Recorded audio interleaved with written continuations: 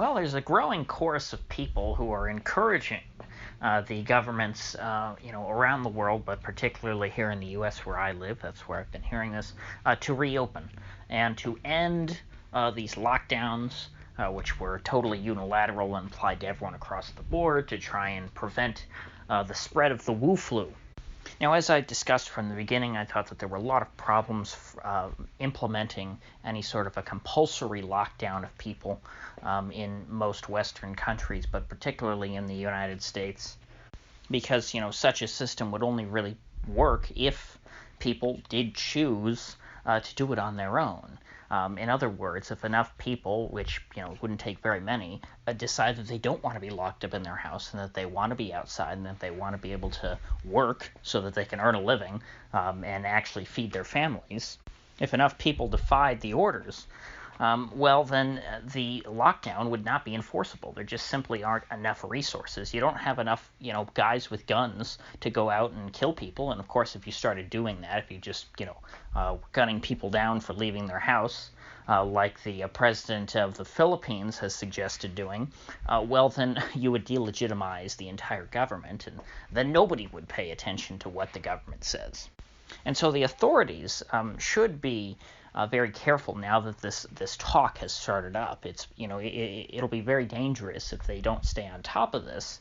For them, I mean, not dangerous necessarily for the public at large. If they don't do something to meet the demands of the growing mass of people who are put off by this whole lockdown regime.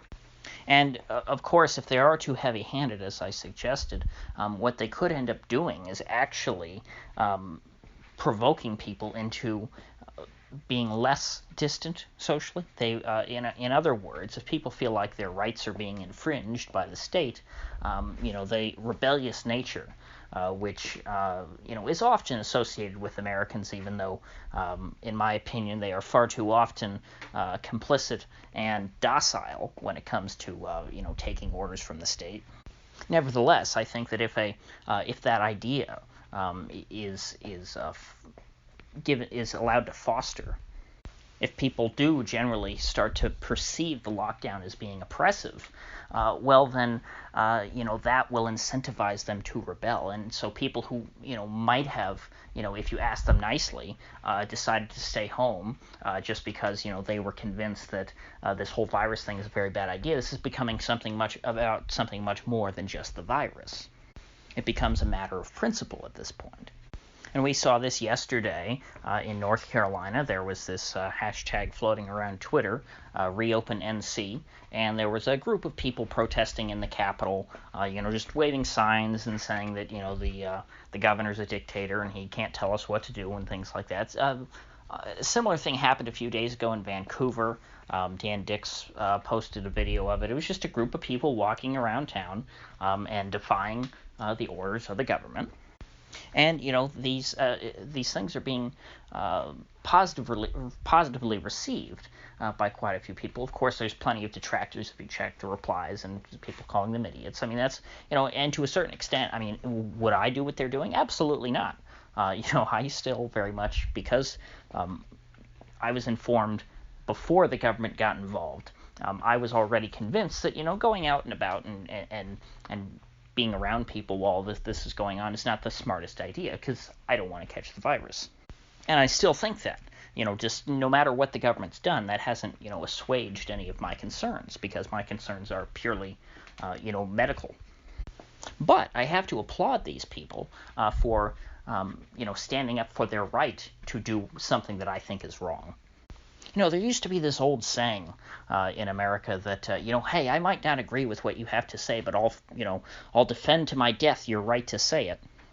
That doesn't apply anymore. If somebody writes, on their little cardboard sign that they disagree with the government and they hold up that sign, well, then people are going to call you an idiot who should be arrested and thrown in prison. And the police are going to order you to disperse because, your First Amendment right to protest is, quote-unquote, non-essential, according to the Raleigh Police Department on Twitter.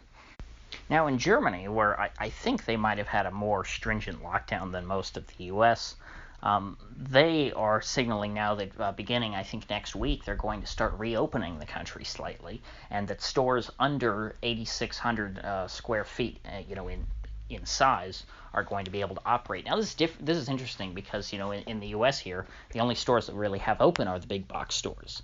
Your small stores are not open because they're mostly not considered essential. What's considered essential are things like Walmart and grocery stores and Sam's and Costco. And of course, these are all massive stores. Home Depot is in that category too. Additionally, Merkel also said that they're going to be reopening schools in May, so I guess that kind of sucks for the kids, who are getting a little bit of time off. The schools, I would think, would be a pretty bad one to reopen because the kids are always so close together. Of course, speaking of people being close together, one thing that Merkel said definitely will not be reopening anytime in the foreseeable future are churches and synagogues and all that. There's going to be no religious gatherings, period, because religion is bad. But going to your public school, that's essential because that's where you're taught to love the state and to do whatever you're told. But your church, no, that's not important because, the state doesn't have as direct of control on, what your preacher says as they have control over what your teacher says. But, of course, this isn't necessarily all that absurd by German standards, considering that after World War II, the West German government was set up not to, defend the inalienable rights of its citizens, like, say, the American government was in principle supposed to do in theory, when it was founded. The West German government was essentially there to be a good ally of France, Britain, and the U.S. And guard against the return to the power of the Nazis. So they never really, they don't have much to do with individual rights in West Germany, and by extension modern Germany.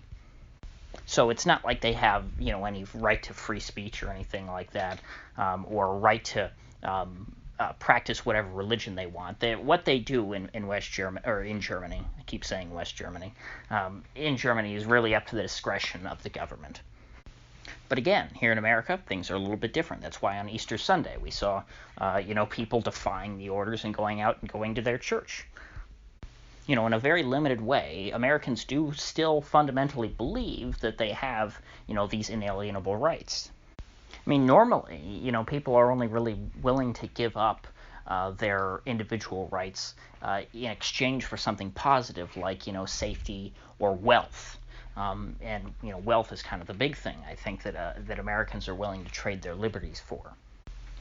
But as we're seeing with the economic data today, you're not really getting that in this trade. You're giving up, all of your freedom to do whatever you want. You can only stay in your house, and you're getting poorer because, as we're seeing, retail sales absolutely fell off a cliff.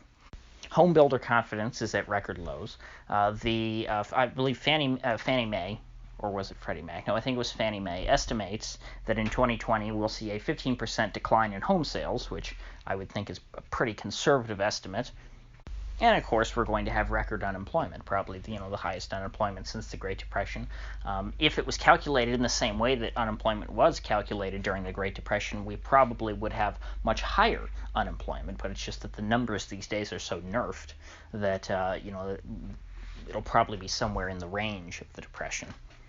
And so here people find themselves giving up pretty much every freedom that they had, at least every freedom that they had left, and they are being impoverished in exchange for that. So that's not a good formula. You can't get people to be docile by doing that. And of course, a $1,200 one-time check is not going to make much difference to the vast majority of people. They're losing so much more than that.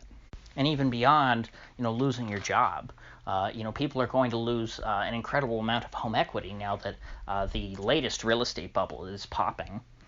Which, by the way, is great news for younger people such as myself. The people who have benefited from the housing bubbles really have been the boomers who, were able to buy their houses when they were somewhat affordable and then ride this wave all the way up. Then, of course, you've got pretty much anybody under like 35 at this point. It's impossible for them to buy a house in much of the country. So anyway, back on topic, as the economy, becomes more and more unglued here, and people realize just how dire the situation is, they're going to be far less compliant with these orders, especially if they perceive these orders as being the root of their economic woes. A lot of people, because of the lockdown, thankfully, are not going to get sick with this virus, but they're going to be impoverished by it, and they're going to blame that on the lockdown and on the people who are perpetuating it. And so just as I warned before there were even any mandatory lockdowns, this is going to lead to potentially social unrest. It's certainly going to lead to resistance, and it already has led to resentment, a tremendous amount of resentment.